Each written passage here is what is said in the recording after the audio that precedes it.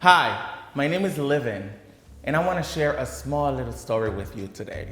I am a Garifuna man born and raised in a small town in Honduras. Okay, I was diagnosed with HIV 6 years ago in 2016, and I want to tell you this honestly from my heart. When I first got my news, I was devastated. Yes, I went into depression for 2 months. 2 months where I wouldn't even turn on the lights in my room. 2 months where I would not answer the phone, not text messages, not calls. I even quit my job because I didn't want anybody to see me. I felt ashamed. I felt that that was the end of my life. It took months. It took me over 3 months to come out of that room. It took me those 3 months to even turn on the light in my room. And how did I do that? I started praying at first, but I went into pretty much listening to motivational speakers. I decided to fight. It came to a point where I knew I couldn't pity myself anymore. And I didn't want to pity myself because I was able to see further than what was right in front of me. So I decided to fight. I turned on that light. I remember even my eyes hurt that day after all that darkness I had been in. From the moment I turned on that light, things started to change like this. I am spiritually guided, I must share that with you. So my ancestors have never left my side.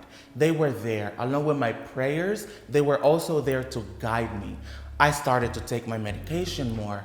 I started to exercise. I looked for things that gave me life. Hey, living gives me life, after all. So I started to listen to motivational speakers and look for those things that helped me to walk step by step by step. I come from a culture where you're not really allowed to speak up. You're not really allowed to tell things from the heart or how you feel about something. My family would have been ashamed to hear that I was HIV positive. But once I started to feel that power from within, I decided to let go and let God. So I shared my story first with my mom. I remember I gathered my mom, my sisters in the living room, and I told them, family, I am HIV positive. And from that point on, I decided to never shut up. I became louder and louder and louder.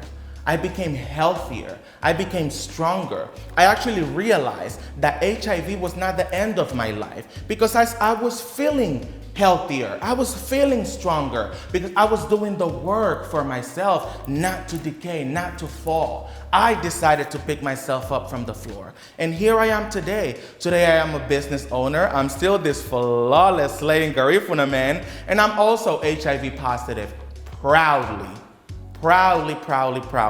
And I could tell you that HIV stops with me because sharing my story with you, I know that it will give you some sense of strength to where you know that you can find first that love within yourself to speak up.